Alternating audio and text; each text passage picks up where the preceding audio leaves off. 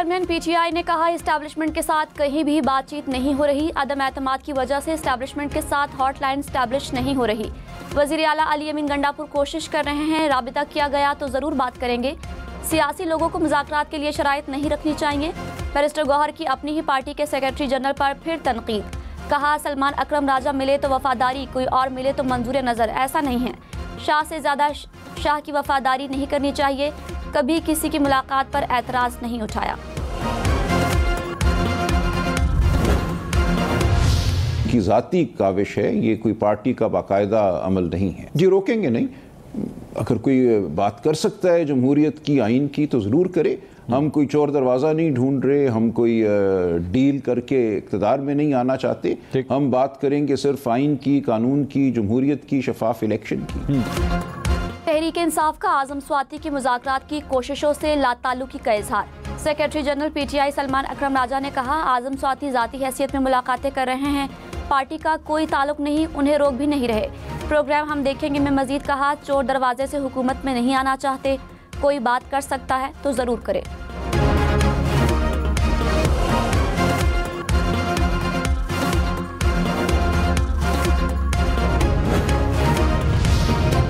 हुकूमत ने नए मिसाक जमहूरियत की तजवीज़ दे दी। राना सनाउल्लाह ने कहा, पीटीआई जब तक उलझी रहेगी मुल्क को भी उलझाए रखेगी।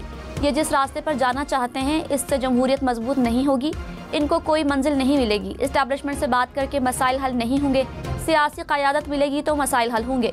मौजूदा सूरत हाल तब्दील करने के लिए एक और मिसाक जमहूरियत करना होगा।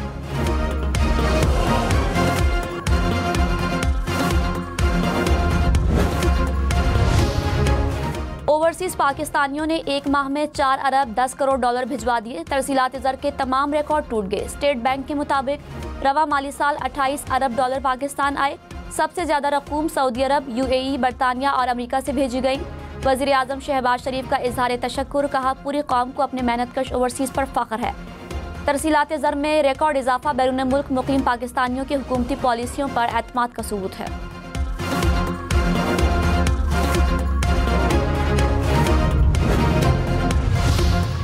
इस्लामाबाद में पहला ओवरसीज़ पाकिस्तानीज़ कन्वेंशन। वज़ीर आज़म शहबाज शरीफ और आर्मी चीफ आज खिताब करेंगे।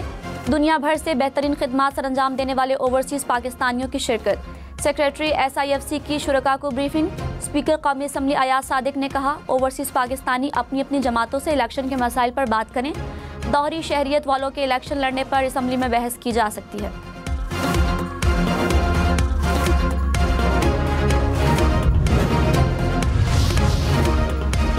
शदीद गर्मी से बचाव के लिए एहतियात ज़रूरी। लाहौर, फैसलाबाद, मुल्तान समेत पंजाब भर के स्कूलों के लिए एहतियाती तदाबीर जारी। महकमा तालीम ने कहा, तलबा और अमले के लिए पीने के ठंडे पानी की दस्तयाबी यकीनी बनाई जाए। ज़्यादा गर्मी में बैरूनी सरगर्मियाँ कम की जाएँ। तलबा और अमले को हीट स्ट्रोक की अलामात और एहतियाती तदाबीर से आगाह करने की भी हिदायत।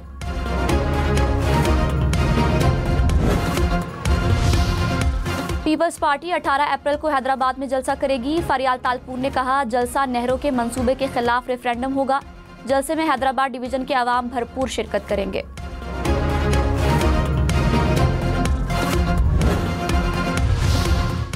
अमरीकी वफ़द से मुलाकात पर पीटीआई में लड़ाई। चेयरमैन पीटीआई बैरिस्टर गौहर ने दावतनामे से लाइलमी का इजहार कर दिया। कहा, दावत मिलती तो ज़रूर शिरकत करता।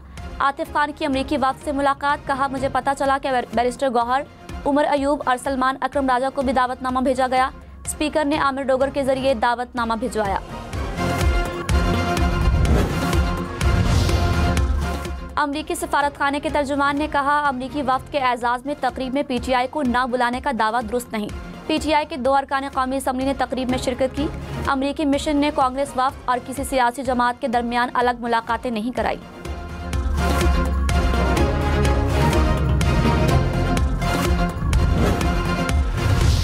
Assalamu alaikum and shukriya. I want to thank everyone in Pakistan for the wonderful visit we've had. We've learned so much about what is happening here. Pakistan's future is so bright. The opportunities that lie ahead are tremendous, and I look forward to strengthening those U.S. relationships. अमरीकी अरकान कांग्रेस ने दौरा पाकिस्तान को कामयाब और मुस्बत करार दिया। कहा, आला सियासी और अस्करी शख्सियात से मुलाकात दोनों मुल्कों के ताल्लुकात को मजीद मुस्तहकम करेगी। पाकिस्तान और अमरीका के ताल्लुकात बहुत अहम हैं। मुआशी तरक्की के लिए मिलकर काम करेंगे। इक्तिसादी ताउन तंजीम के वफ्द का शाही किले का दौरा। वफ्द को खुसूसी रिक्शों पर किले के मुख्तलिफ हिस्सों का दौरा कराया गया। वफ्द की शीश महल में सकाफती प्रोग्राम में भी शिरकत। वज़ीर आला पंजाब ने इक्तिसादी ताउन तंजीम के सफ़ीरों के एजाज़ में इशाइया भी दिया। लाहौर की रिवायती खानों से तवाज़ो। वफ्द ने शानदार मेहमान नवाजी पर वज़ीर आला पंजाब मरियम नवाज का शुक्रिया अदा किया।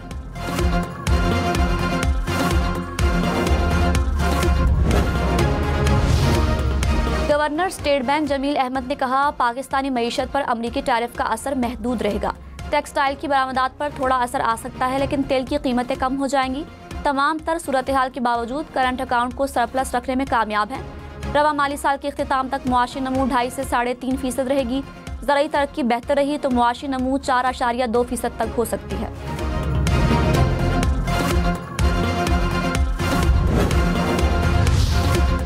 इस्लामाबाद हाई कोर्ट में जजेस सीनियरिटी और ट्रांसफर के खिलाफ दरखास्तों पर फरीकैन को नोटिस जारी।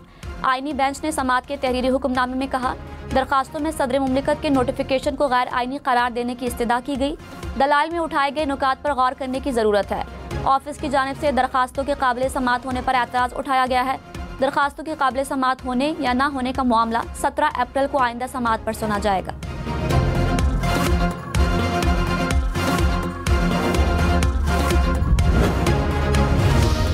सुप्रीम कोर्ट में 9 मई के मुल्जिमान की जमानत मनसूखी की अपीलों पर समाअत। अदालत ने पंजाब हुकूमत की अपीलें 4 माह में ट्रायल मुकम्मल करने की हिदायत के साथ निपटा दी। चीफ जस्टिस याह्या अफरीदी ने कहा, तमाम मुल्जिमान के कानूनी हुकूक की फराहमी यकीनी बनाएंगे। अदालती हुक्म में इस हवाले से वजाहत भी करेंगे। मुल्जिमान को फर्द जुर्म समेत तमाम दस्तावेजात की फराहमी यकीनी बनाई जाएगी। अदालत की 9 मई के तमाम मुकदमा जुमेरात को भी मुकर्रर करने की हिदायत।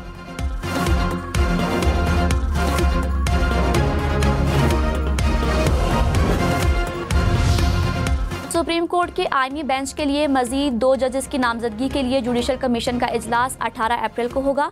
चीफ जस्टिस याह्या अफरीदी सदारत करेंगे। 2 मई को भी जुडिशल कमीशन का इजलास तलब। Chief justice Balochistan high court और chief justice Peshawar high court के लिए जजेस के नामों पर गौर होगा।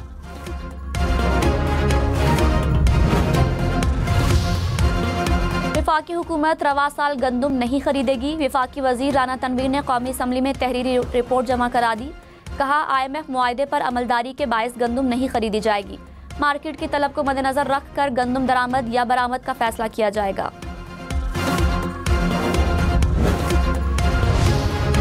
प्राइवेट स्कीम के तहत हज से रह जाने वाले अफराद का मामला कौमी असम्बली पहुंच गया। वजीर पार्लिमानी उमूर डॉक्टर तारिक फजल चौधरी ने कहा, सऊदी अरब के पोर्टल के बायस बर वक्त रकम मुंतकिली का अमल मुकम्मल न हो सका।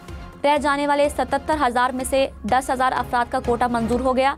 बाकी 67,000 आज़मीन हज के लिए कोशिशें की जा रही हैं।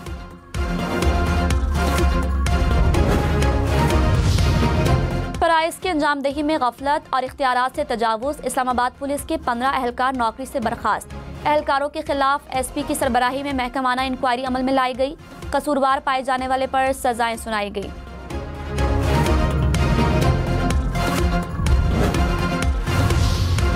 चीफ जस्टिस याह्या अफरीदी से ईरान और तुर्की के सफ़ीरों की मुलाकातें। अदालती इश्तराक बढ़ाने, अदलिया में डिजिटल तब्दीली और AI इंज़माम के शोबों में ताउन की अहमियत पर जोर। मुअज़्ज़ज़ मेहमानों की भरपूर ताउन की यकीन दहानी। चीफ जस्टिस ने दोनों सफ़ीरों को यादगारी तोहफ़े भी पेश किए।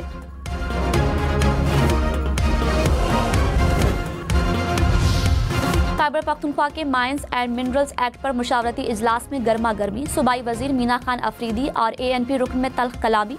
अपोजिशन लीडर ने मामला रफा दफा कराया। कहा, बेशतर अरकान को पता ही नहीं बिल में क्या है। नए और पुराने बिल का मुआजना करेंगे। पार्लिमानी लीडर अहमद कुंडी ने कहा, मौजूदा शक्ल में बिल नाकाबिल कबूल है। जमात इस्लामी ने भी सवालात उठा दिए। कहा, बिल की ड्राफ्टिंग कहाँ हुई, कानून किसने बनाया।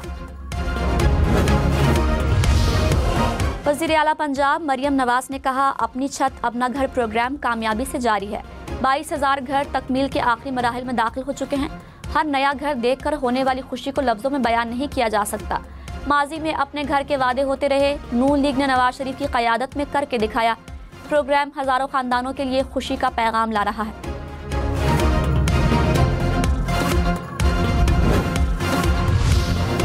खैबर पख्तूनख्वा हुकूमत ने वफाकी हुकूमत से NFC अवार्ड पर नज़रसानी का मुतालबा कर दिया। कहा, कबायली इलाकों के सूबे में इंतज़ाम किया गया, लेकिन माली इंतज़ाम अभी तक नहीं हुआ। आबादी के तनासब से NFC में सूबे का हिस्सा तकरीबन 20% बनता है। जम अजला के फंड्स की फराहमी के लिए तरजीही बुनियादों पर इकदाम किए जाएंगे।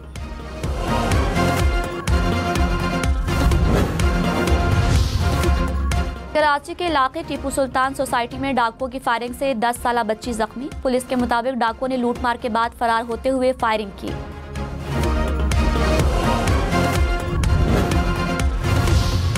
कराची के इलाके रिंचोड़ लाइन में पुलिस एहलकार की टारगेट किलिंग का मुकदमा दर्ज। कत्ल और दहशतगर्दी के दफात शामिल। FIR के मुताबिक मुल्जिमान पुलिस एहलकार को कत्ल करके सरकारी असलहा भी साथ ले गए।